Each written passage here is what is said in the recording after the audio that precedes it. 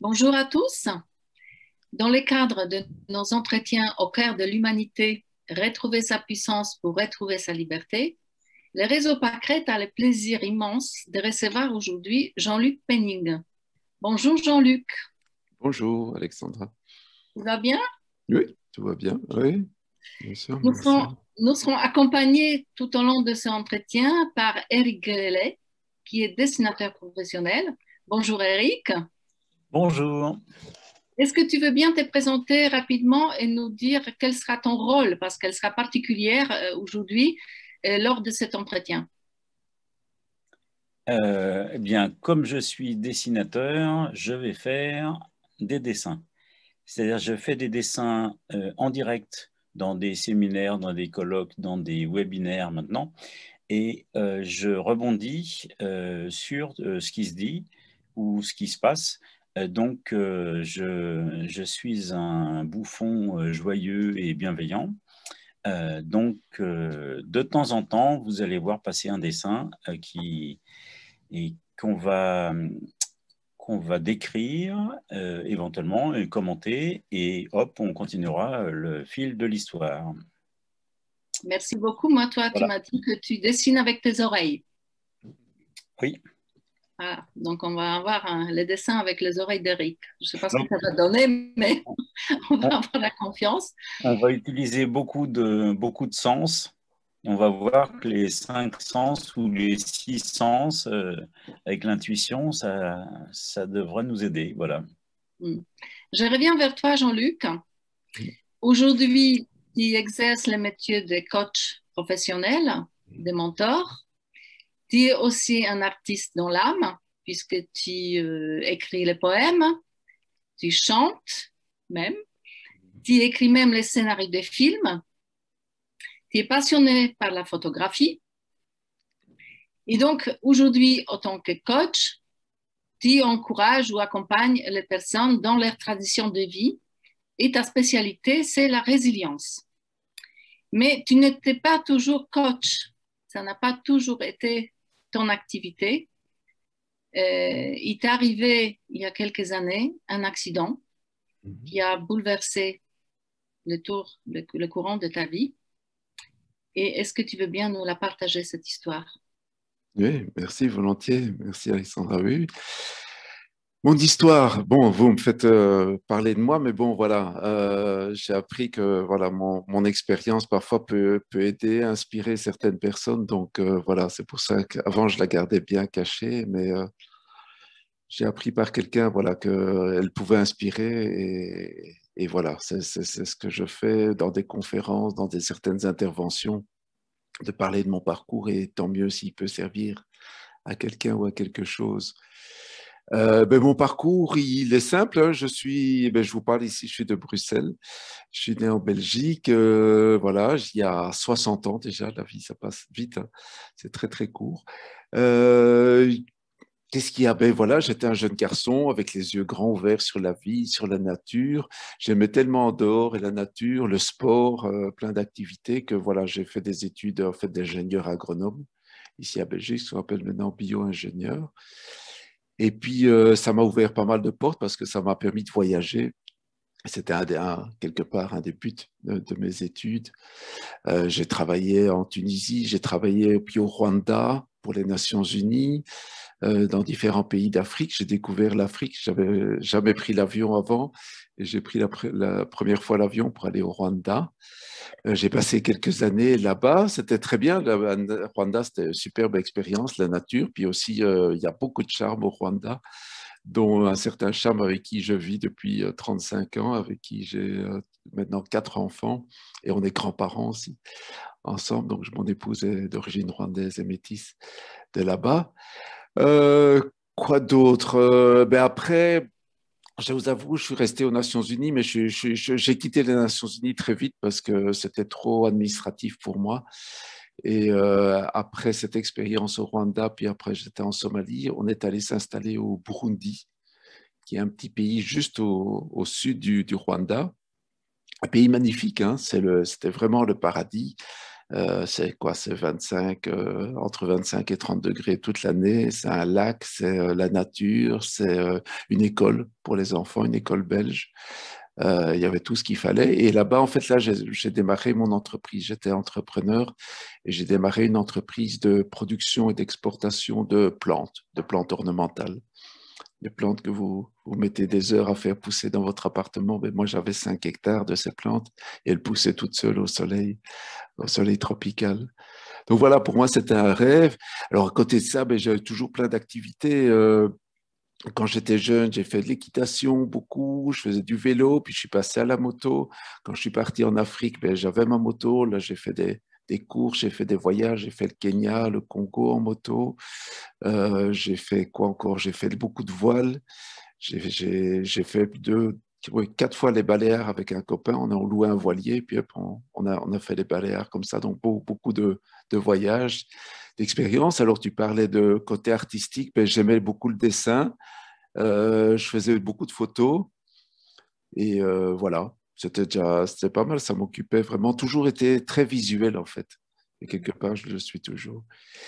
Mais bon, voilà, on était au Burundi, puis vous savez par le Rwanda que ben, là, il y avait quelques tensions là-bas dans le pays. On est arrivé à s'installer en 92, je traduis pour les Français, en 92 pour les Belges, pour démarrer ma société là-bas.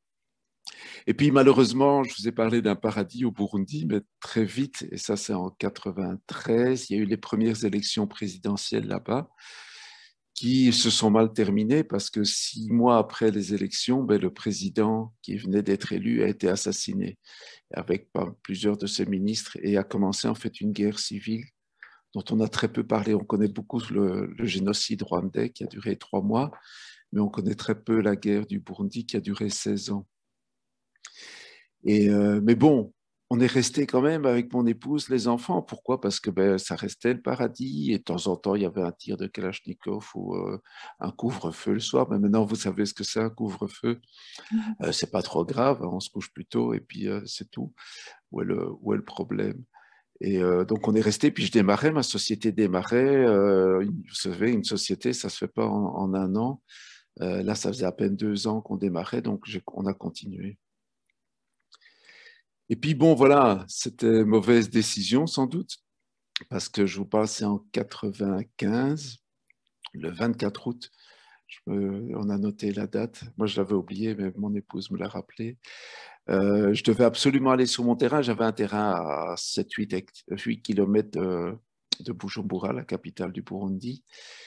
Et bon, il y avait des tensions dans la banlieue de Bujumbura. Ben, il y a un quartier, je traversais d'habitude un quartier populaire qui était entièrement vide. Tout le monde avait fui le quartier à cause des tensions. Mais bon, je devais aller absolument sur mon terrain parce que mes clients attendaient. Je travaillais pour des Hollandais. Mes clients attendaient des plantes. Et donc, j'ai dû aller. Et puis, je me suis renseigné. Ce jour-là, j'étais très prudent parce que j'ai appelé un ami qui était dans la militaire et je lui ai demandé, tiens, comment ça se passait? Est-ce que je pouvais aller travailler? Et puis, il a dit, oui, oui, pas de problème.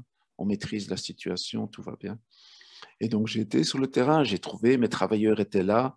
J'avais une vingtaine de travailleurs, hein, tous des paysans fidèles au poste, au travail. J'ai donné mes instructions et puis ben voilà, puis quand j'avais donné mes instructions, il devait être 10 heures du matin. Je suis rentré et quand je suis arrivé sur la route principale, j'ai vu au loin un camion de militaires. Je dis, ouais, bon, il y a des militaires, donc je suis en sécurité. J'avais oublié que ben, militaire n'est pas synonyme de sécurité, que quand on est dans une atmosphère de guerre, ben, on ne peut rien prévoir, on ne peut rien savoir parce que quelques kilomètres plus tard, ben, le camion militaire me rattrapait, me dépassait. Alors apparemment, mais je ne sais toujours pas quoi, ben, ils ont cru que je travaillais avec les rebelles. Et donc, ils ont vu un blanc qui travaille avec les rebelles. Ils se sont dit, celui-là, il n'est pas à sa place, ou je ne sais pas ce qu'ils se sont dit. Allez savoir ce qu'il y a dans la tête des gens qui reviennent du front. Bon, bref, je passerai les détails. Et donc, quand ils m'ont dépassé, en me dépassant, ben, ils ont poussé ma voiture dans le fossé, ils m'ont tiré dessus. Et une fois que j'étais bloqué dans ma voiture avec une balle dans le bras, ben, il y a un militaire qui est descendu du camion et qui est venu poser son arme sur ma tête pour m'achever et qui a tiré. Alors, je vous passe tous les détails. Mon épouse, heureusement, on venait d'acheter les premiers GSM, les premiers téléphones portables de l'époque. Mon épouse a téléphoné, elle était inquiète, elle se disait, mais qu'est-ce qui se passe? Et puis, à un moment, elle est tombée sur quelqu'un qui lui a dit, mais vous savez, il faut venir chercher le blanc, il est mort. D'abord, elle n'a pas cru, elle a raccroché. Et puis, elle a retéléphoné, puis on lui a dit la même chose. Alors, elle a contacté, la Belgique avait des paras qui étaient assignés à l'ambassade. Ils sont venus sauter, ils sont venus me chercher. D'abord, il y en a un qui a cru que j'étais mort aussi. Puis après, il y en a un autre qui est venu, que j'ai contacté après, longtemps après, et qui a pris mon pouls. Mais non, j'étais toujours vivant. Et puis bon, enfin, je vais éviter tous les détails. J'ai été rapatrié sur Nairobi, donc la capitale du Kenya, parce que j'étais transportable pour la Belgique. Puis au Burundi, il n'y avait pas les infrastructures. J'ai été ramené après une semaine en Belgique où j'ai subi en tout 8 opérations parce que voilà, tout le visage était détruit et on a dû reconstruire mon visage à partir de mon maxillaire inférieur, comme on fait avec les squelettes préhistoriques. Et on a tout reconstruit. Mais voilà, malgré tout, le résultat, vous l'avez devant vous. J'avais 35 ans et je me suis retrouvé évidemment aveugle. J'ai un œil qui était entièrement emporté et l'autre, le nerf optique était touché.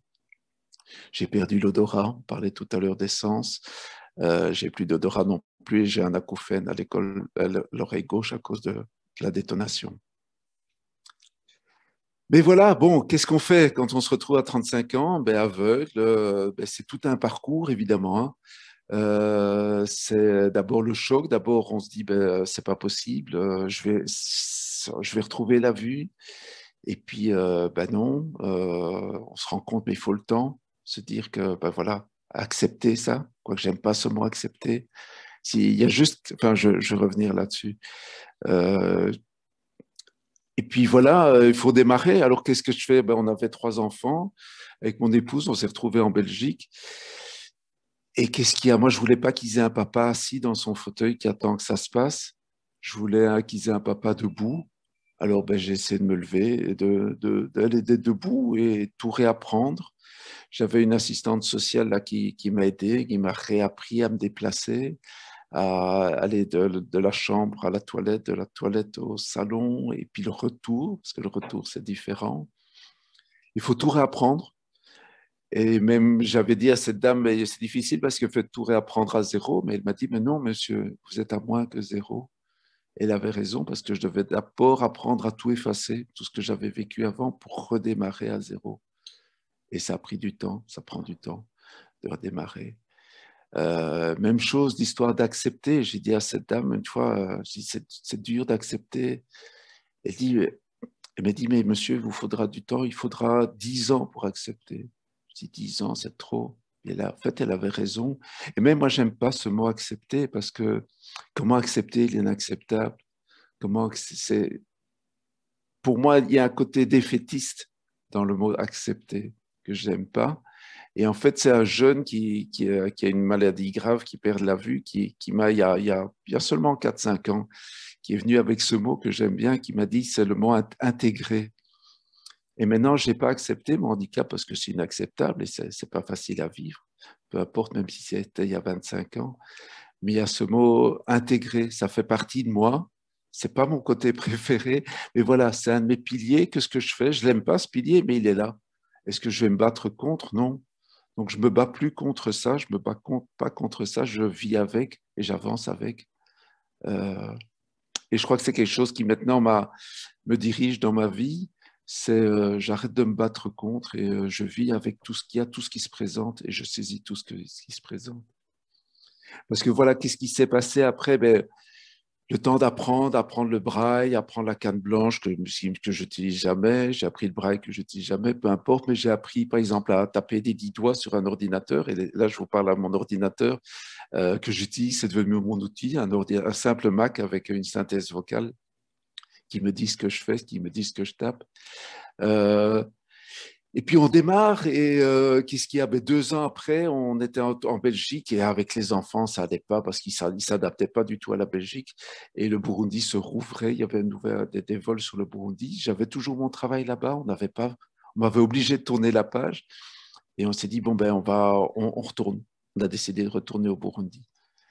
Il y a beaucoup de gens qui me disent, mais comment ça se fait, tu es retourné dans ce pays où on t'a tiré dessus pour rien? Parce que j'ai toujours aucune explication. Hein. Et quand je suis retourné au Burundi, ben, c'est les militaires qui avaient le pouvoir, donc il n'y avait pas de possibilité de jugement. Et quelque part, c'est un grand service qui m'ont rendu parce que voilà, je savais que j'étais pas visé, c'est par hasard, j'étais au mauvais endroit au mauvais moment.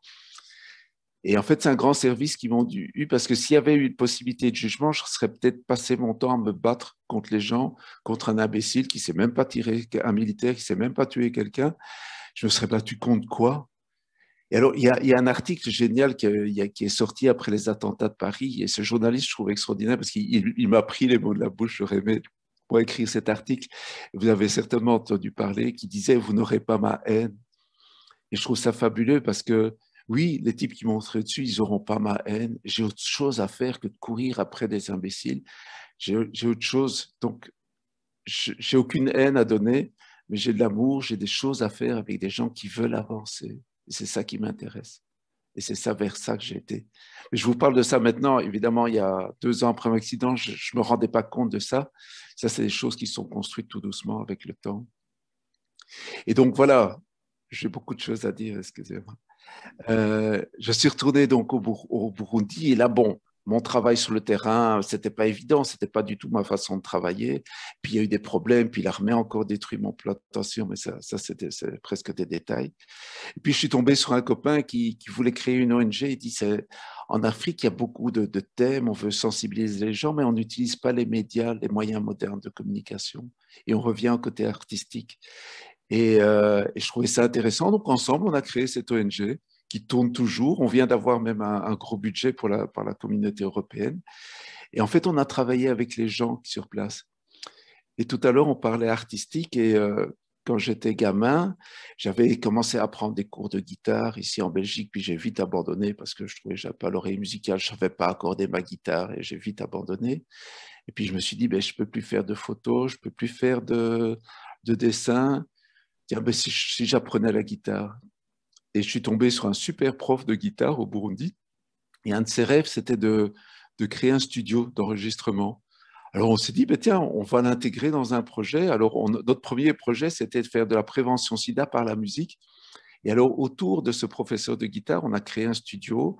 On a pris un groupe de rappeurs qui ont fait des chansons sur le sida. On a fait des concerts et on a lancé tous des petits projets comme ça, des superbes actions comme ça dans le pays autour du sida, et puis on a fait d'autres choses, on a fait des affiches. J'avais toujours mon côté visuel, hein. On a fait une affiche, et c'est moi qui ai eu l'idée de l'affiche, même si je l'ai jamais vue, on l'a pas. Mais elle a été réalisée, on a fait le tour du pays. Euh, et voilà, on a fait des petites actions comme ça, et je me rends compte que, en fait, je me suis reconstruit à travers les actions. Souvent, on parle des besoins identitaires, le besoin de sens, les besoins de sécurité, et le seul sur lequel on a de l'impact, c'est les actions. Et j'ai fait en fait mon parcours, je vais revenir hein, parce qu'il y a d'autres actions qui sont mises en place après. Mon parcours était refait des actions. Au départ, j'étais quoi? Après mon accident, j'étais quoi? J'étais un pauvre handicapé qui ne savait pas où il allait. Et puis, ben, tiens, je suis devenu un responsable d'ONG. Oui, j'ai appris la guitare et ce prof de guitare m'a poussé à faire la chansonnette. J'ai fait des petites chansons comme ça pour m'amuser, hein, mais bon, il n'y a rien d'extraordinaire. Vous ne me verrez pas à Bercy l'année prochaine. Mais peu importe, mais je me suis construit à ça dans la créativité. Tiens, j'avais encore peut-être des choses à créer, des choses à dire. Et toutes ces petites actions m'ont permis d'avancer, de me rebâtir autour de ça, tout doucement. Ça a pris du temps, beaucoup de temps. Mais voilà. Et c'est pas fini. C'est pas fini parce qu'il m'est arrivé des trucs incroyables. La vie est extraordinaire quand on a appris comme ça à saisir les opportunités, à regarder tout ce qui se passe autour de soi et à saisir les choses qui passent. On peut aller plus loin. Et il m'est arrivé des choses incroyables. Bon, après, en 2003, on est rentré en Belgique définitivement. On avait tourné la page, plus ou moins tourné la page de l'Afrique et du Burundi. On est rentré en Belgique parce que les études des enfants, ben, ça n'allait pas. Enfin, ils étaient dans les études supérieures. Et on a décidé avec mon épouse de rentrer. Mon épouse, elle s'est reconvertie. Elle s'est lancée dans une des études de pédicure. Et moi, je ne savais pas trop quoi faire. Je ne savais pas quoi, je tournais en rond. Et j'ai mon frère qui m'a dit, mais tiens, tu sais, Jean-Luc, je connais un type sympa. Il est ingénieur, mais il est coach aussi. Et donc, je me dis, tiens, je vais aller le voir, il va peut-être me trouver un travail. Et j'ai été le voir, et après 2 séances, il m'a dit, mais Jean-Luc, tu es coach. Alors, je ne savais pas du tout ce que c'était à l'époque, hein. Vraiment, je ne connaissais pas du tout. Et en fait, il a vu dans ma façon d'agir, de travailler, comment je travaillais dans mon entreprise, etc. Je ne rentre pas dans les détails, mais voilà, il a vu un coach en moi. Et alors, ça m'a intéressé. J'ai dit, tiens, c'est quoi? Je vais voir ce truc, je vais saisir, je ne savais pas où. C'est comme un enfant, il ne sait pas où il va, mais il se lève, il se met debout, et il ne sait pas qu'un jour, ça va lui servir d'être debout, mais il avance. Et voilà, je me suis dit, pourquoi pas? Et puis, je suis tombé sur des formations en coaching à distance avec une école du Canada qui s'appelle Coaching de gestion.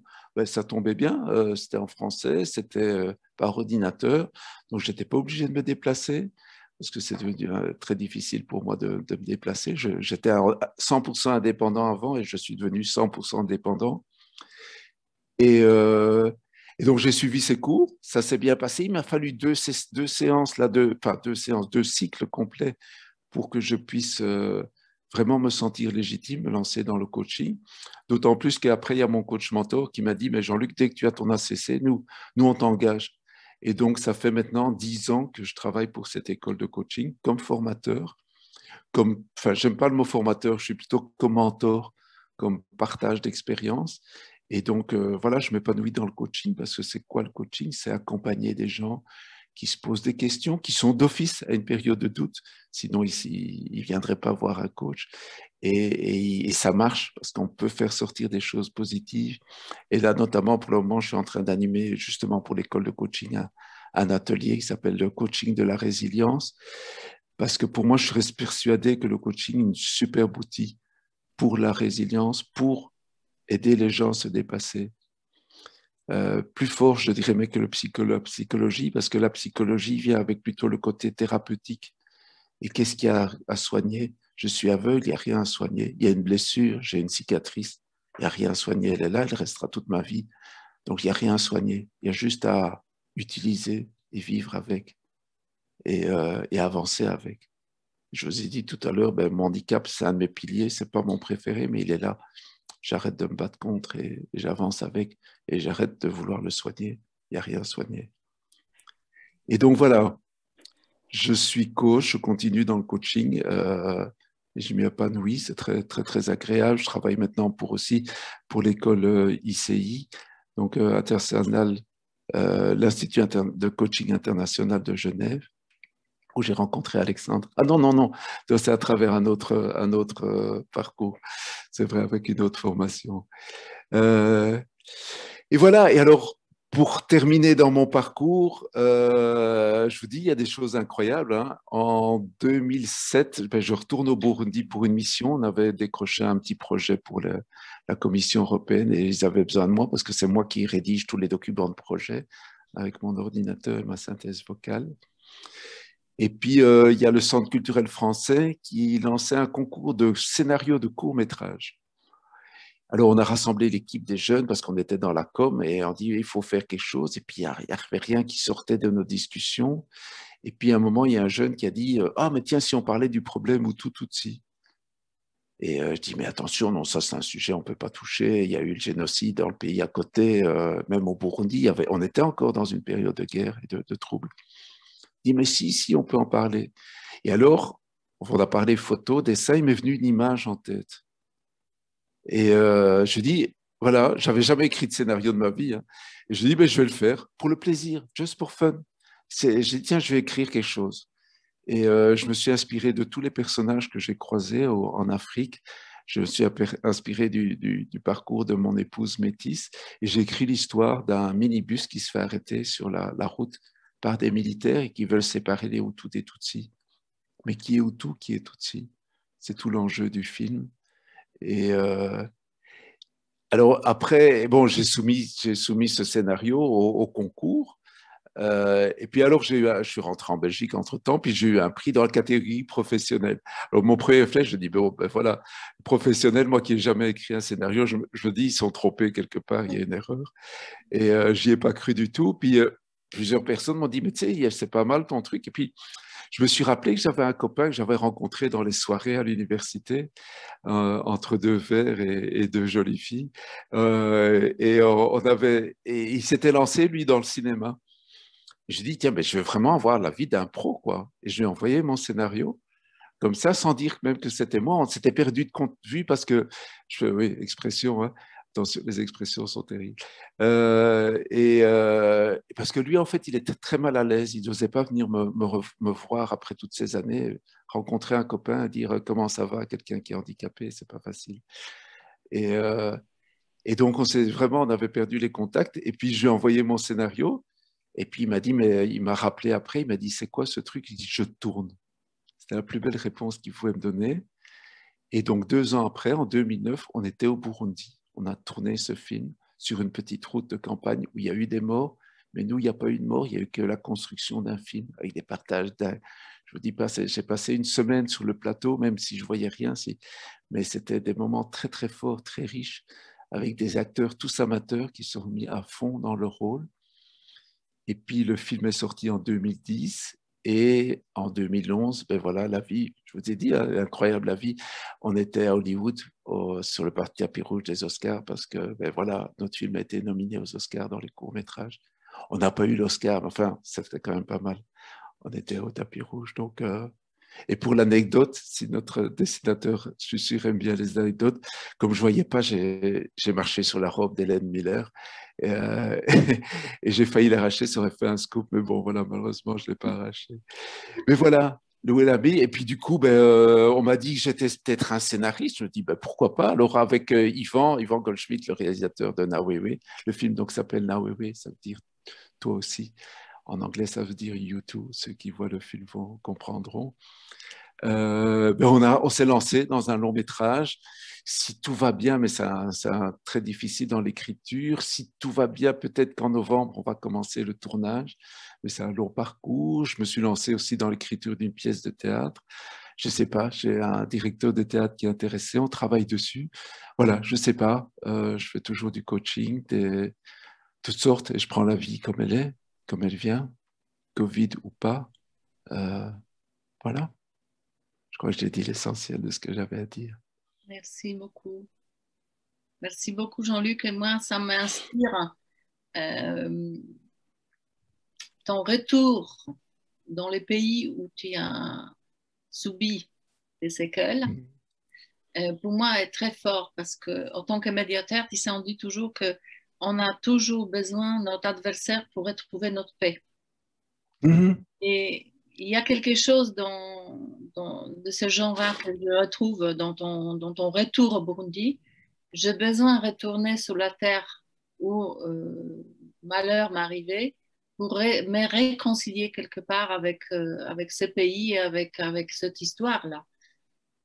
Ou plutôt pour tourner la page, quoi, vraiment dire, et voilà, d'aller jusqu'au bout de ce que j'avais entrepris au Burundi, parce que voilà, j'avais démarré ma société, elle avait que 3 ans et qu'il fallait aller plus loin et continuer. Il y a les enfants aussi qui étaient importants.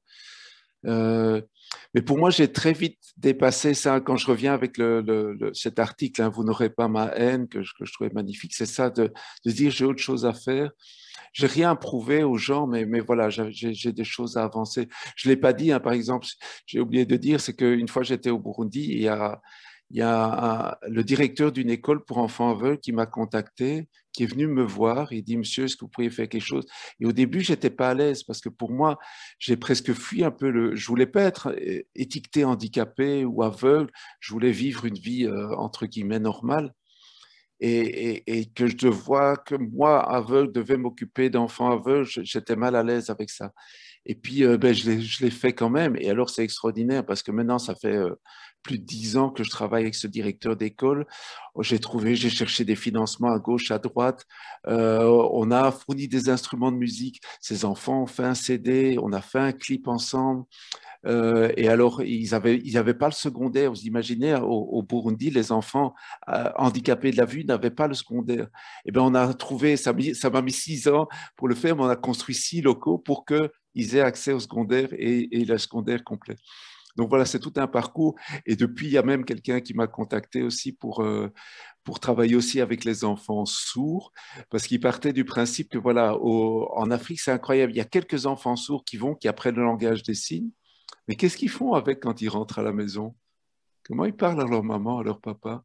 Ils ne comprennent pas. Et donc, on a lancé une formation, on apprend aux mamans à parler, à utiliser le langage des signes et enfin parler avec leurs enfants. Et ça, c'est superbe. Il y a plein de choses qui sont mises en place. Donc, quand je suis rentré au Burundi, est-ce que j'avais quelque chose à effacer? J'avais surtout des choses à faire. Et je crois que moi, c'est ce que j'ai aimé et ce que j'aime toujours à l'Afrique, c'est qu'il y a tout à faire. Ici, on se plaint en Europe de tout, et il y a tout à faire en Afrique. Et vous venez avec une idée, et ça démarre du 200 à l'heure. Je suis venu pour faire ma société en Afrique. Il n'y a personne qui m'a demandé quoi. Je l'ai fait. Je m'occupe des enfants, je le fais, j'avance. Et on ne me demande pas pourquoi, et on ne me demande pas, et on ne se plaint pas. On avance. Et c'est ça que je trouve, c'est ça qui m'a permis d'avancer, de dépasser les choses, c'est être dans l'action. C'est surtout ça que j'ai trouvé en Afrique qui m'a permis d'avancer. Alors, Jean-Luc, Oui, Eric. J'ai 3 dessins pour toi. Aïe. Alors, on va te les commenter, et puis, enfin, on va te les décrire et tu vas les commenter. Plaisir. Alors, le premier, c'est j'ai autre chose à faire que de courir après des imbéciles. Et donc, j'ai dessiné un soldat que j'ai fait avec un casque lourd et que j'ai fait noir, comme je suppose que le soldat devait être. Et il dit on court trop vite pour toi et on est beaucoup trop nombreux. Mince, alors quoi, je pourrais même pas les rattraper. Ah mince, alors. Bon, ben, je vais aller ailleurs, alors, pas de problème. Ok. Et il a un peu l'air niais, on va Oui, dire. je sais pas, je me souviens pas de sa tête. Petite parenthèse, moi, j'ai aucun souvenir, hein. Je vous ai raconté mon accident, en fait, mon cerveau a tout effacé. Ouais, ok. Alors après, j'ai une remarque par rapport à la situation qu'on vit actuellement. Donc, c'est toi avec le casque. Alors, mais tu as un masque, celui qu'on met habituellement sur le nez et la bouche, il est sur tes yeux. Et il y a une bulle en haut qui dit Jean-Luc, c'est juste ton masque qui est mal ajusté. 3 petits points. Et toi, je t'ai fait dire peut-on vraiment rire de tout? Point d'interrogation. Oui, on peut rire de tout, hein. Mais ça dépend avec quelle personne, c'est ça. Oui, waouh. Et, et votre masque, quand vous mettez votre masque devant votre nez, c'est pour vous cacher de quoi?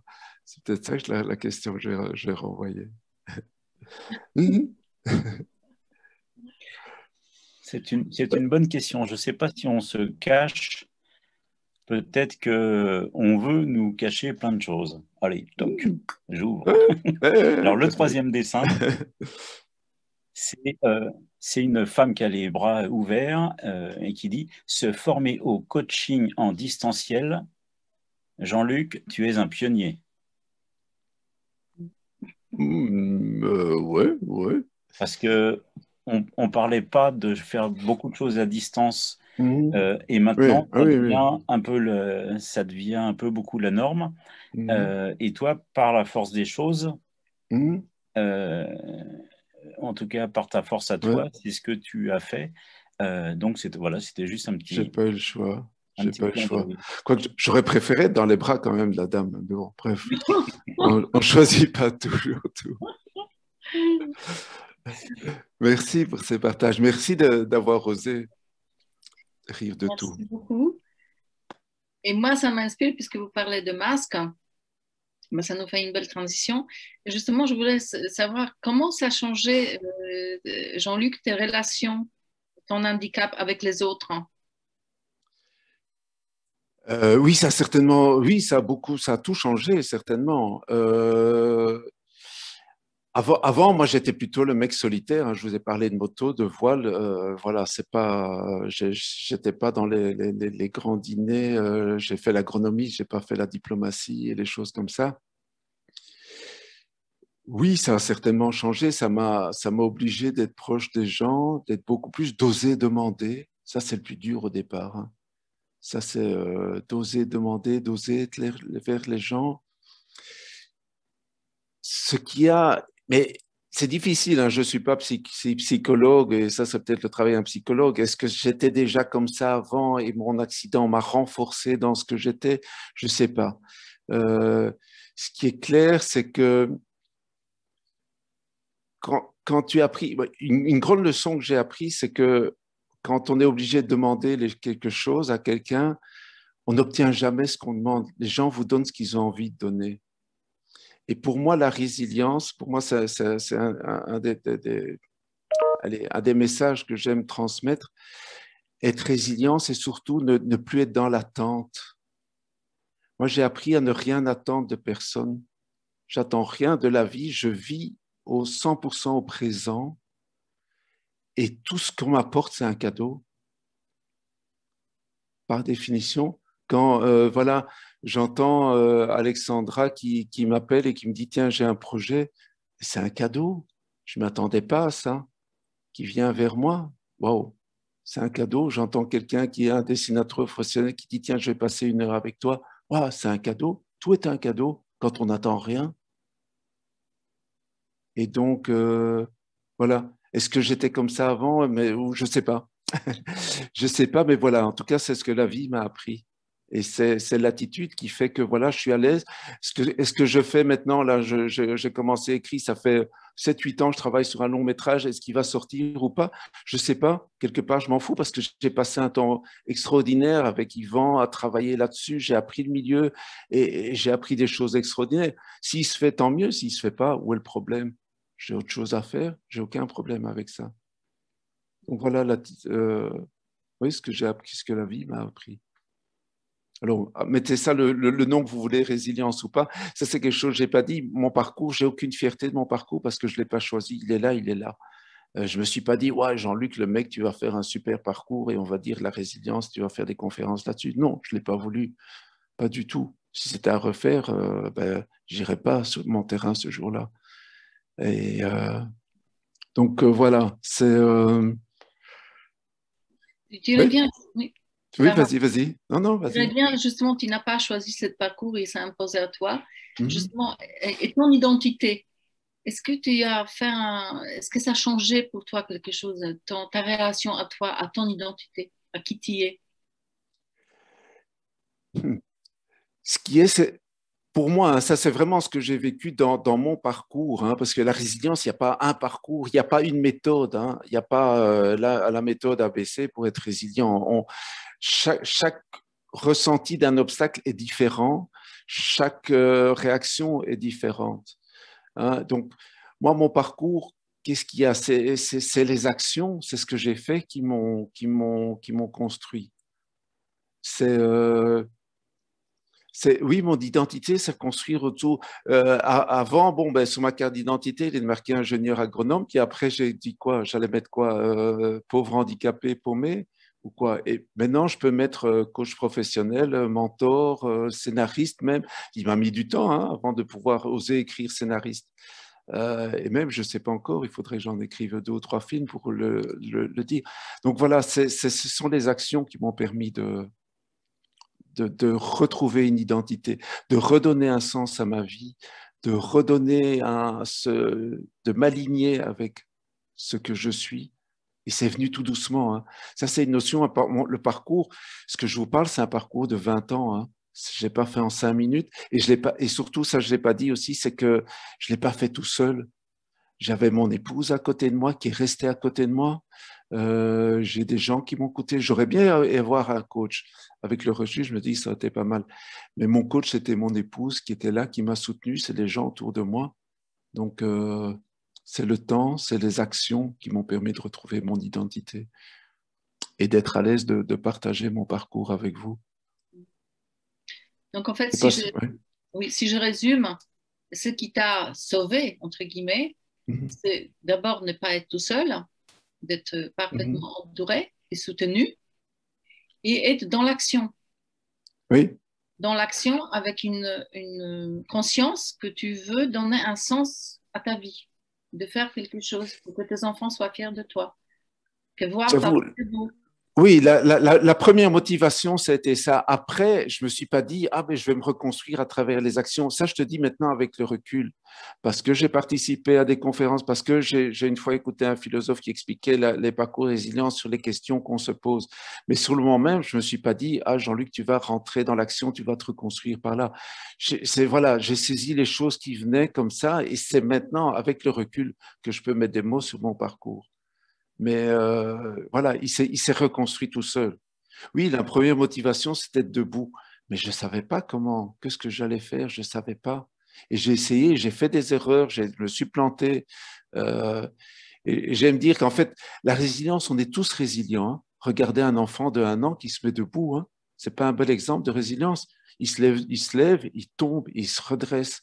Et il se cogne à la table et il se fait mal. J'ai même mon fils, moi, qui est tombé de l'escalier. Mais maintenant, il est debout, il a 30 ans, il est debout. Hein. Et donc, on est tous cette capacité de résilience.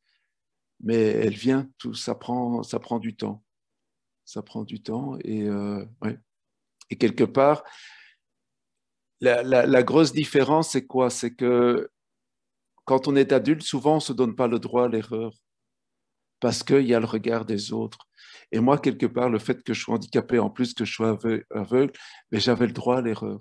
Et je pouvais me permettre d'essayer des choses et de les rater. C'est ce que j'ai fait. Hein. Je vous ai parlé de ce qui a réussi. Par exemple, il y a quelques années, on était avec mon épouse sur la liste du bourgmestre ici de la commune. Bon, voilà, c'était une expérience intéressante. Ça amenait à rien. Le jour des élections, on est parti en courant et on s'est lancé dans autre chose. Donc, il y a eu des échecs, il y a eu des erreurs, oui. Mais voilà, ça s'est construit tout doucement. Donc, il n'y avait pas une volonté de. C'est pour ça que je dis, je ne suis pas fier ou quoi de dire, waouh, je sais pas, ce parcours, je l'ai vécu. C'est après 20 ans qu'on peut dire, oui, c'est un parcours de résilience. Mais je ne l'ai pas voulu. Il s'est construit tout seul.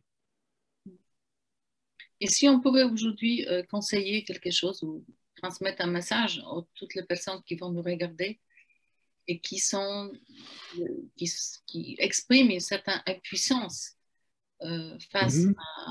aux crises sanitaires, aux suppressions de certaines de nos libertés, imposition des masques à la journée aux enfants, etc. Mhm. Et, le fait de justement de dire vous n'êtes pas seul, cherchez peut-être les contacts avec les autres, réunissez-vous pour vous sentir plus fort, Mhm. agissez, même si c'est Oui. une Mhm. petite action amènera d'autres actions, petit pas par petit pas, vous construirez quelque chose. Et même si vous n'avez pas, vous ne posez pas la conscience où vous allez spécialement, hein, Mhm. Oui. c'est pas spécialement où on va, mais on y va. Oui. C'est dans le sens, on va rester debout et on ne va pas se laisser Ouais. opprimer. Hmm. Oui. Et Parce que tu j'allais vas... dire, Oui. tu dis on est impuissant. Oui, vous êtes impuissant, on est tous impuissants. Et alors, où est le problème? Moi, c'est ça, c'est le message que j'ai envie de dire. Et le côté, on est dans quelque chose de tout neuf. Moi aussi, il m'est arrivé de quelque chose de tout neuf. Qu'est-ce qu'il y a? La seule place qu'il y a, ce qui est important, c'est la créativité. Il faut créer quelque chose de nouveau. Quoi, je ne sais pas. On essaye. Là, tu lances un site, pas que ça va marcher, je ne sais pas, on verra bien. On essaye, essaye, et c'est super. Et on verra bien. Et oui, on est impuissant. Oui, on n'est qu'une goutte d'eau au milieu de l'océan. Oui, et alors, où est le problème? On peut être cette goutte d'eau et vibrer, faire vibrer les gouttes d'eau voisines. Moi aussi, hein, les actions que je fais en Afrique, c'est rien du tout. C'est quoi? C'est donner, permettre à 10 enfants d'aller à l'école, c'est rien. Oui, mais bon, voilà, c'est une goutte d'eau. Et elle fait vivre des enfants, c'est bien. Et j'assume le poste de goutte d'eau impuissante. Et alors? Et alors? Je suis à La l'aise dernière, avec ça. la dernière question que je voulais te poser, Jean-Luc, Oui. est-ce que selon toi, il y a une stratégie de résilience? Pour moi, non. Pour moi, non, non, non, parce que pour moi, la résilience, je dis, un obstacle, c'est quelque chose de purement feeling, émotif. Chaque obstacle peut être différent. Les capacités de chacun sont différentes. Donc, pour moi, il n'y a aucune stratégie de résilience. Pour moi, il y a ce qui est important, c'est pour moi, de faire confiance au présent, de prendre les choses comme elles sont, euh, de croire qu'il y a quelque chose qui va sortir. C'est comme en coaching, se dire, on ne sait pas ce qui va sortir, mais il y a quelque chose qui va sortir. Et oui, il n'y a pas eu... Non, c'est compliqué. Je ne sais pas, j'ai pas vraiment de... Pour moi, c'est pas... Et alors oui, ce qui est important, c'est aussi de faire confiance au temps aussi. Hein. Le temps, c'est important. Il y a des choses qu'on ne peut pas trouver tout comme ça en 5 minutes. Il faut mûrir et laisser mûrir. Ça, c'est une notion qu'on a très peu ici en Europe, mais se dire, il faudra du temps pour y arriver. Et oui, ça va prendre du temps. Et je vais essayer. Je ne sais pas si je réponds à ta question, mais je n'ai pas vraiment une stratégie, le système. Non, c'est faire confiance à quelque chose qui va sortir de cette situation. Peut-être quelque chose de mieux qu'avant. Je ne sais pas. J'ai entendu dire que tu allais faire le prochain scénario, enfin le scénario du prochain James Bond. Est-ce vrai? Parce que j'ai entendu dire que le titre, ce serait Vivre et laisser mûrir. Ah, super. Enfin, il y aura un... enfin, il y aura un James Bond philosophique. Ça va, ok. Oui, pas de problème. Et c'est moi qui m'occupe du recrutement de la James Bond Girl. Et alors, j'ai un petit dessin.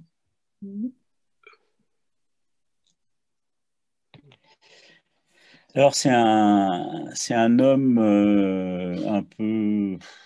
un peu aigri, allez, on va dire 50-60 ans, mais il pourrait avoir n'importe quel autre âge. Et au-dessus, il y a une phrase qui dit: quand on demande aux autres, on n'obtient jamais ce que l'on voulait. Les gens donnent ce qu'ils veulent donner. C'est ce que tu as dit, je crois. Et donc, le gars, il dit: moi, je ne suis pas doué pour le don. Et il y a une bulle à côté qui vient de l'extérieur, qui pourrait être de toi, qui dit: essaye encore. Waouh. Super. C'est vraiment super, oui. Super. Bravo. Ouais. Tu peux avoir la philosophie, hein, des pensées dans le dessin. Super. Et Jean-Luc, à nous faire un mot de fin. C'est pas facile parce que qui suis-je pour donner des leçons, des conseils? Moi, j'ai envie alors de mettre ma casquette de coach, Alexandra. Et qu'est-ce qu'il dirait le coach si on était dans une séance de coaching? Il dirait aux gens qui sont là, qui écoutent, je dirais, qu'est-ce que vous avez retenu de ce que j'ai partagé avec vous aujourd'hui? Ne fût-ce qu'une chose. Qu'est-ce que vous avez retenu? Réfléchissez-y. Et puis, tu connais le coaching, c'est la question d'après, c'est qu'est-ce que vous faites avec ça? Qu'est-ce que mon intervention aujourd'hui, mes partages aujourd'hui servent à quelque chose et permettent d'avancer? S'il y a quelque chose que vous retenez de mon parcours, tant mieux s'il a inspiré quelque chose, mais qu'est-ce que vous en faites qui serve à quelque chose, qui est quelque chose qui bouge, qui change? Peu importe, ça peut être un petit truc. Et que ce soit pas dans 15 jours, hein, c'est demain, qu'est-ce que ça va changer? Qu'est-ce que vous en faites? C'est plutôt cette question-là que j'ai envie de partager. Très cher Jean-Luc, merci beaucoup pour ton Merci à vous. partage, ta présence forte. Je suis vraiment honorée d'avoir eu la possibilité de t'entendre.